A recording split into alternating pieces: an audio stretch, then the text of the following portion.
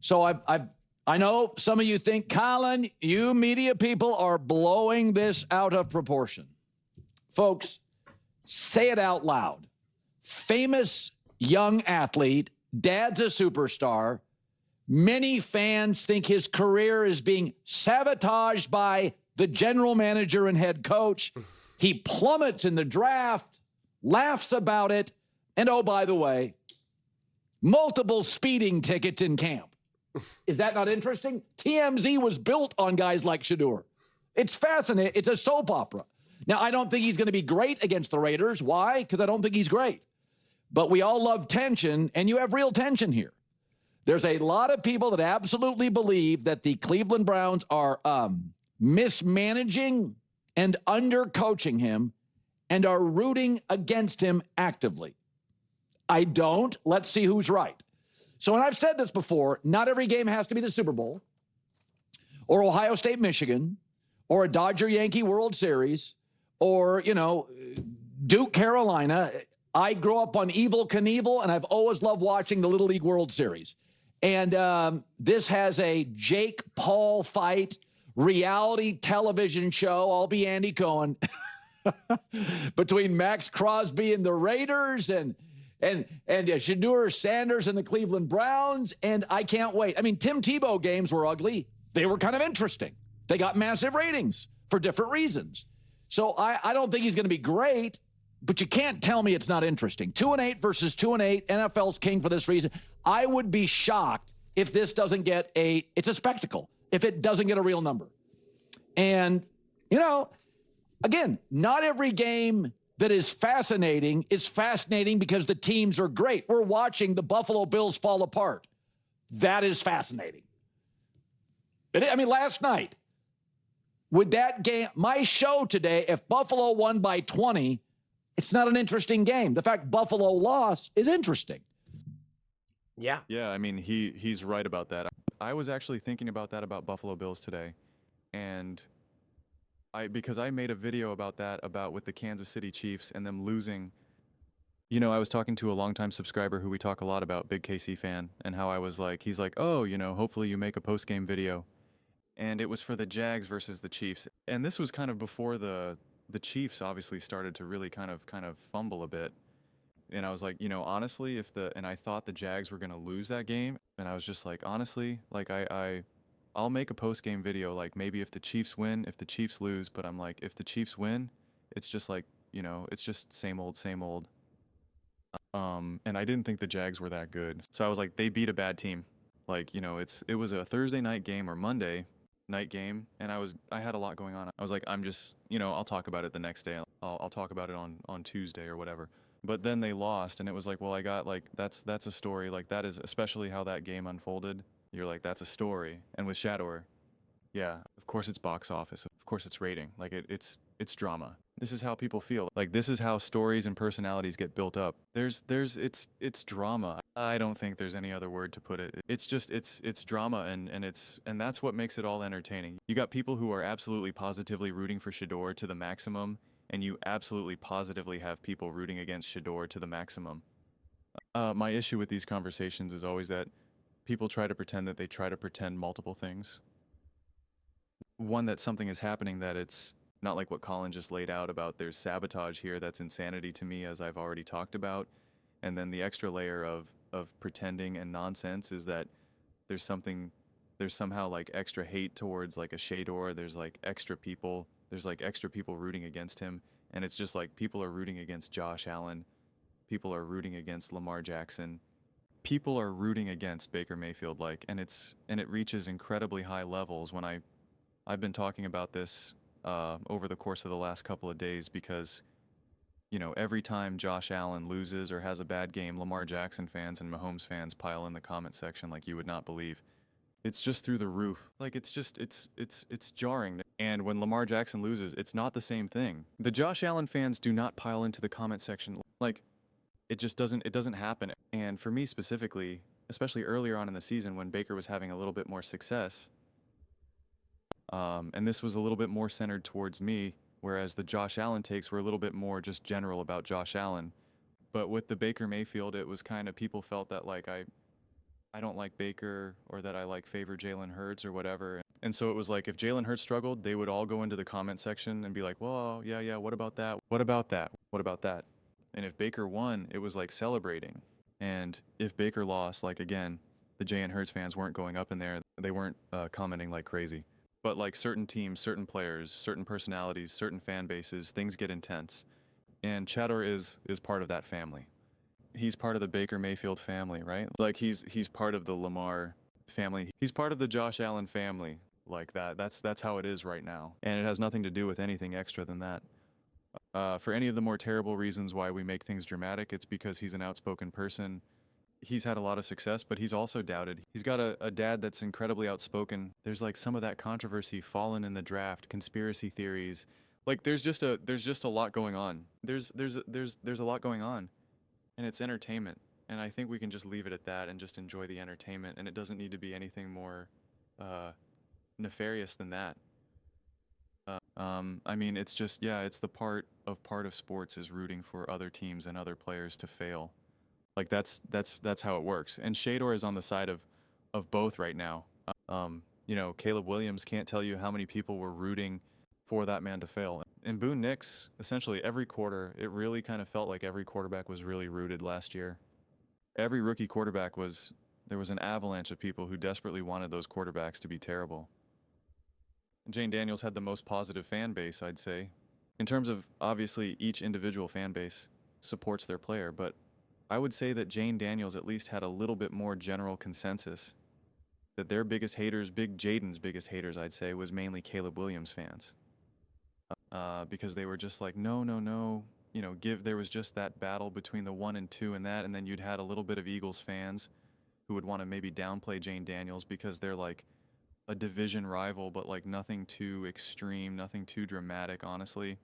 But there was intense, like Caleb is failing, Caleb's failing. And same thing with Bo Nix. Bo Nix is not good. Nick is not good. He's trash. He's bad. And a lot of it was KC fans and Mahomes fans, etc. And so it's just like that. That's what's just causing all of this to get juiced up. And so like I want to watch this game. Are you kidding me? Like this is box office. This is interesting. This is entertainment. This is how is Shedeur going to play?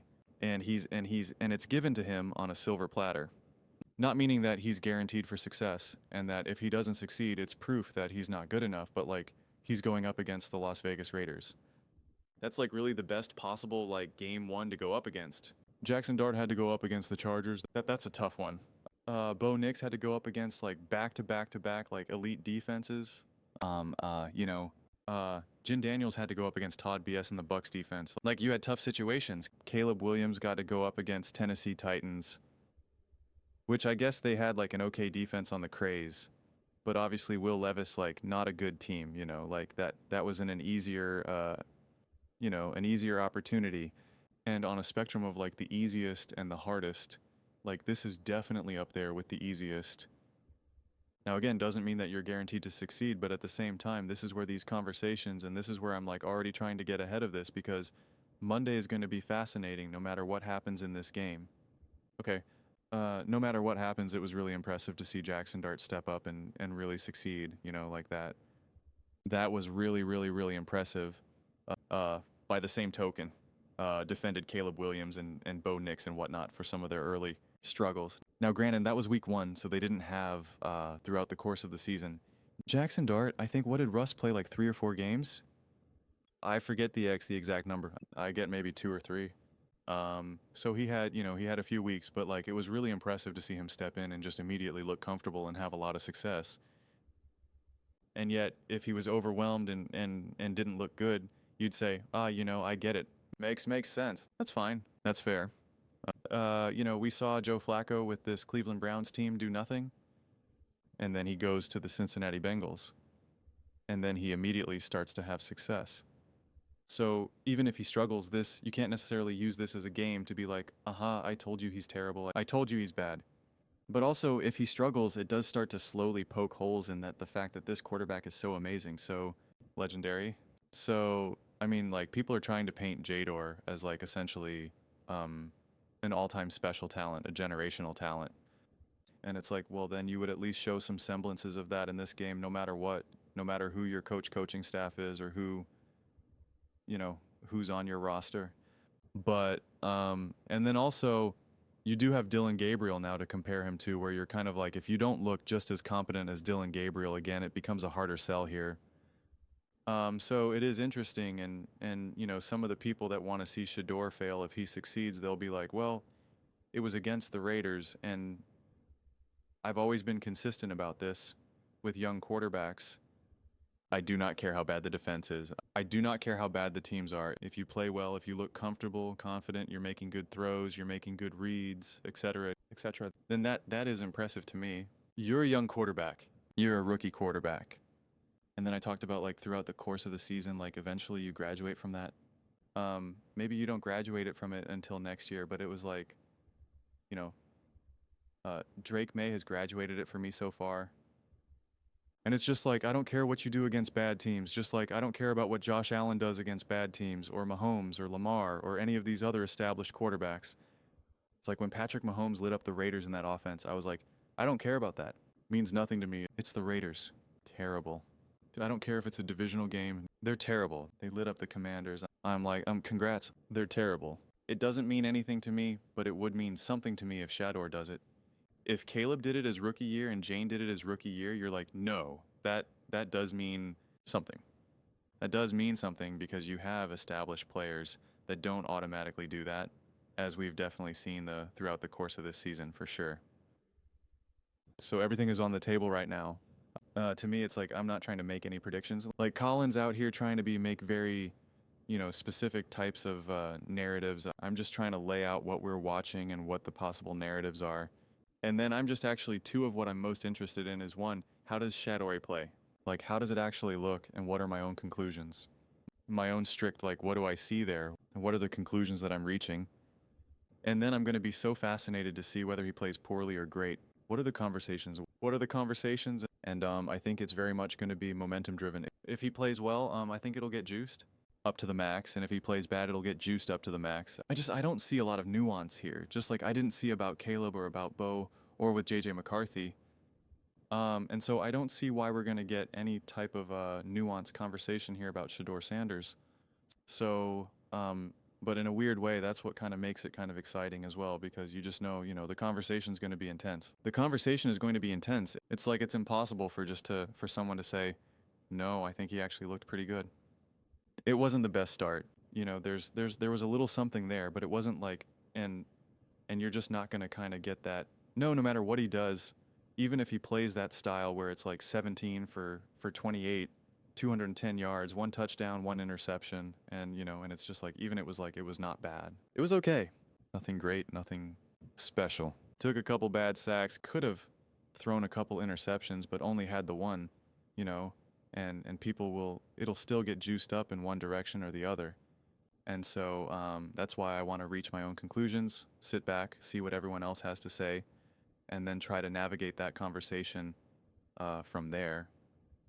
Yeah, it's going to be a story either way, and I'm for it. And like what Colin was saying, and I'll end here, that is what makes football so amazing. I absolutely, positively, without a shadow of a doubt, no hesitation. You can say you're going to watch Shedeur's first start against the Raiders with the Cleveland Browns. Or do you want to watch like Steph Curry versus LeBron James Christmas Day? I'm taking this game every single day. Every single day.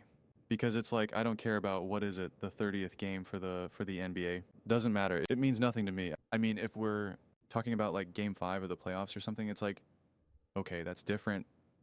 But it's like a regular season game in like November, December in basketball. I don't care who it is. A rematch between OKC and the Pacers, like, doesn't matter. Don't care. Lakers and the Warriors, like in the 12th game of the season, like Luka versus Steph, like, don't care. It's the Raiders versus the Browns, 2 teams that are circling the drain. Geno has been playing terrible. This is Shedeur has had a total of like 15 snaps in the NFL or whatever. I'm like, bring it on. Let's go. Like, that's why football's king, man. That's why football is unbelievable. It's like, I'm more excited about this game than other more competitive, I think the Panthers are playing the 49ers. That has real repercussions. The Panthers are actually competing for the divisions. So are the 49ers. At the very least, playoff spots, and potentially fighting each other for playoff spots. Like there's real repercussions, and I want to watch that game, and I'm gonna watch that game, and I'm gonna be excited to watch that game. But this game is like, shoot, like it's like, ooh, what's about to happen here? If the 49ers lose the Panthers lose the 49ers, I'll talk about it. We'll unpack it, but it's like just something to unpack and talk. This is something, this is like, whoa, what do we got? So I love it. I absolutely love it. Those are just my thoughts. I'd absolutely love to hear yours. What do you guys all think about Shedeur Sanders and Cleveland Browns? Do you think he will live up to all the hype? Let me know your thoughts in the comments below. I read every single comment. So you agree with me or disagree with me? Either way, let's get in some discussions. Let's get in some fights. But ultimately, let's just have some fun. And please do consider subscribing. We are building an amazing community here and absolutely love to see you part of it. I want to build something that we all generally feel connected to, something that we're really excited to be part of. I think we're well on our way to doing it. Please don't forget to give this video a thumbs up, as it really does help the visibility and the algorithm. Thank you so much. See you next time.